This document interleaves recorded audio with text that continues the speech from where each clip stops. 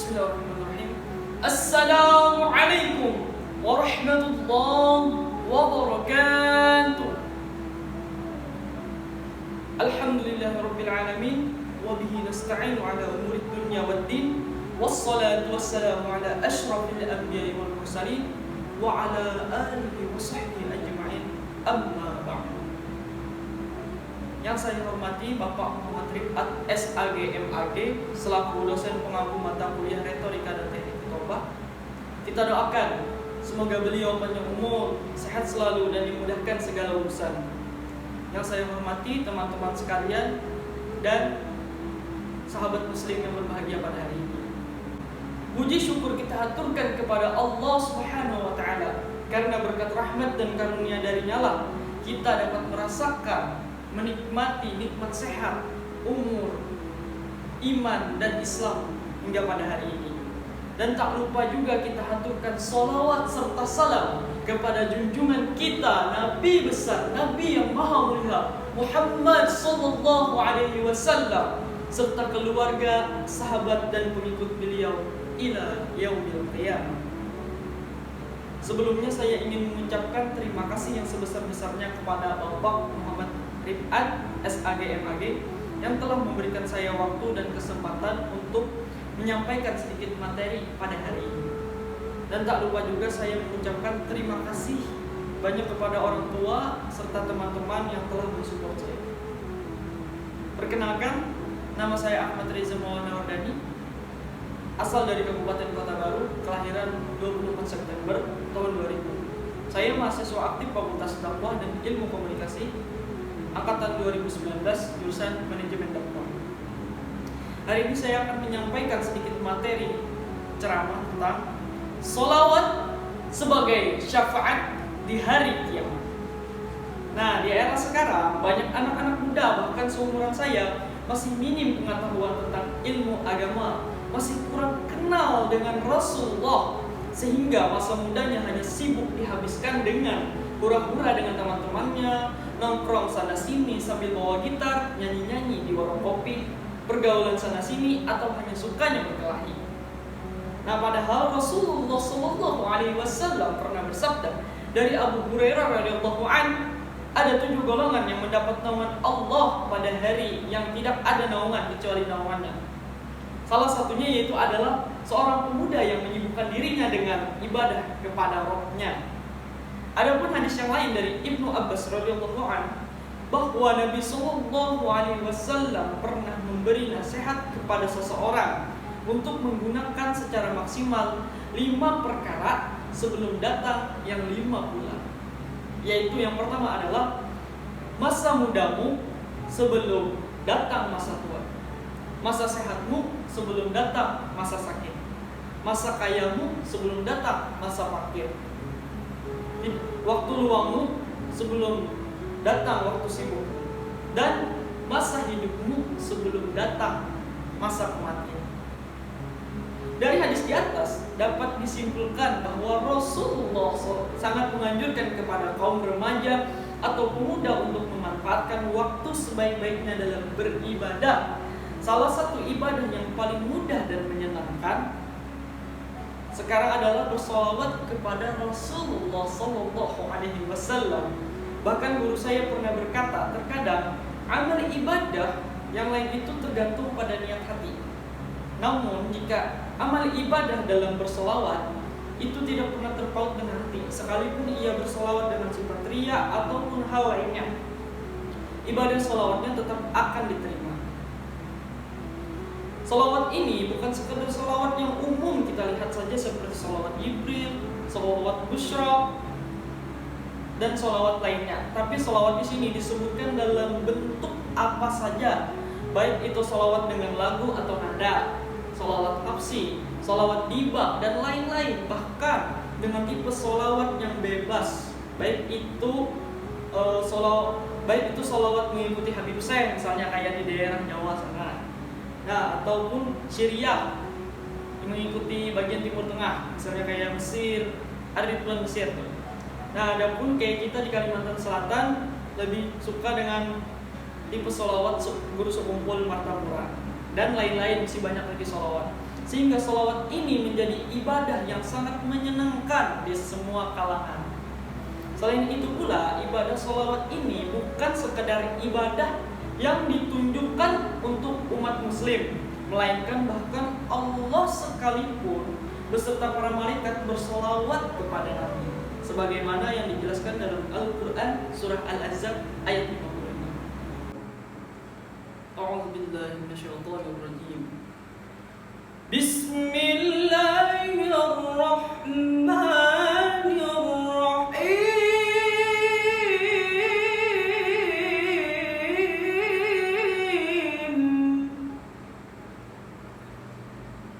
Inna Allaha wa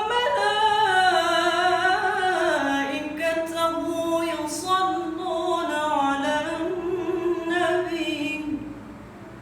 Ya ayyuhalladzina amanu sallu 'alaihi wa sallimu taslima. Shadaqallahul azim. Artinya, sesungguhnya Allah dan para malaikatnya bersolawat untuk Nabi. Wahai orang-orang yang beriman, bersolawatlah kamu untuk Nabi dan ucapkanlah salam dengan penuh penghormatan kepadanya. Nah, dalam ayat ini dijelaskan bahwa Allah dan para malaikat sudah terlebih dahulu bersolawat kepada Nabi. Kemudian Allah baru memerintahkan kepada kita sebagai umat muslim untuk bersolawat kepada beliau. Hal inilah yang istimewa dari keutamaan bersolawat. Allah saja dan para malaikat bersolawat. Sangat sungguh terlalu kita sebagai umatnya Rasulullah tidak bersolawat kepada beliau. Ada banyak keistimewaan bagi orang-orang yang sering bersolawat. Salah satunya adalah sebagai syafaat dari Rasulullah di hari kiamat. May yalumni fi gharami talama ashiq jamalan ya mukarram ya mumajjad ya muayyad bisyafa'ah may yalumni fi gharami talama ashiq jamalak ha ana laha ha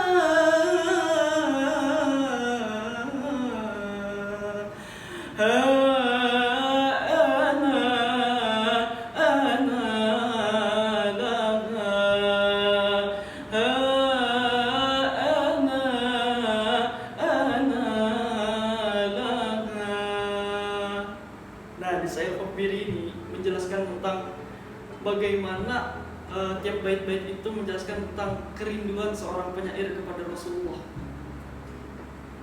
untuk mengharap syafaat beliau.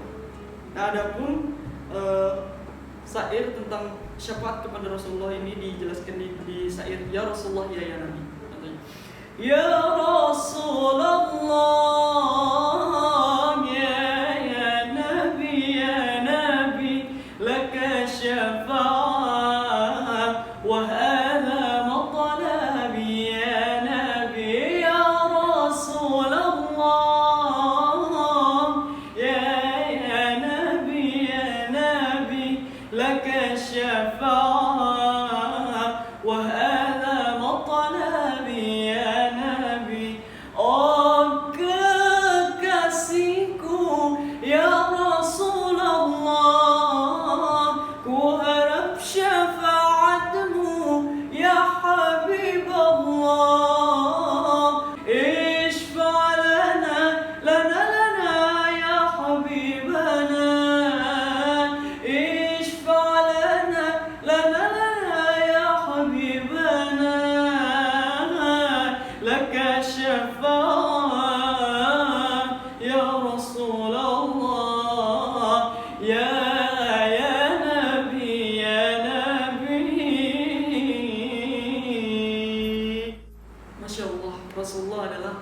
satu-satunya Rasul yang paling mulia, yang memberi syafaat, yang sebagai rahmatan lil alamin, rahmat bagi seluruh alam ini.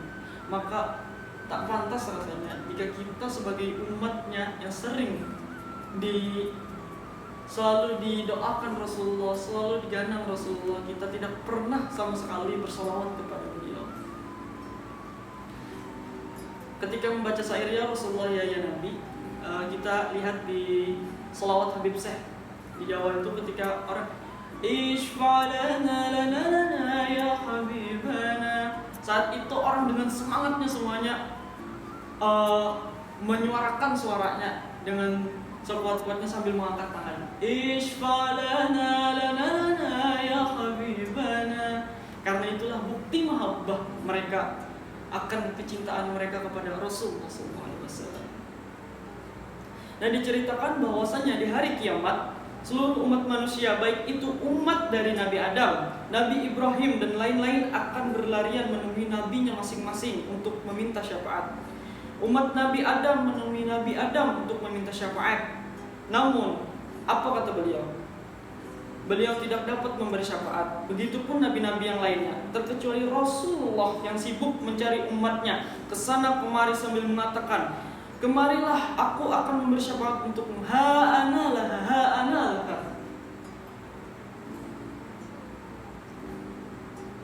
Sungguh luar biasa Nabi kita Rasulullah Muhammad SAW. Masihkah kita malas untuk bersalawat, teman-teman? Nabi kita begitu cinta kepada umatnya, bahkan hingga beliau ingin meninggal pun masih menyebut-nyebut ummati, ummati, ummati sampai 3 kali. Masih memikirkan kita, bahkan tak jarang air mata beliau menetes karena merindukan kita. Jadi bersolawatlah untuk beliau, bukan sekedar untuk mendapat syafaat dari beliau, tetapi juga sebagai wujud balas budi dan mahabbah kita kepada Rasulullah. Maulaya salli wa sallim daiman abada ala habibika khairil khalqi kullihim. Nah, sebagai penutup saya akan menceritakan satu kisah inspirasi yang dapat kita ambil hikmahnya.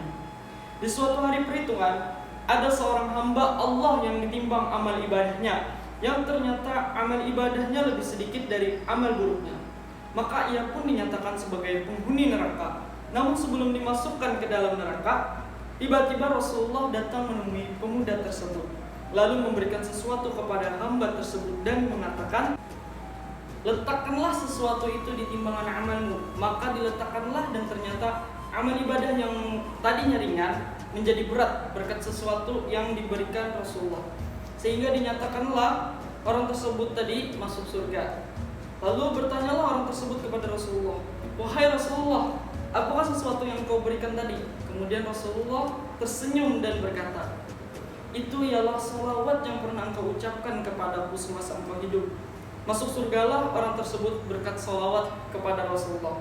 Semoga kita menjadi orang yang tahu balas budi kepada Rasulullah dengan sering mengucap salawat kepada beliau, karena begitu banyak pengorbanan dan wujud cinta Rasulullah untuk kita. Semoga juga kita dimatikan dalam keadaan husnul khotimah, menutup mata dengan penuh senyuman dan dijemput oleh Rasulullah, bahkan di surganya Allah bersama Rasulullah. Amin amin ya rabbal alamin.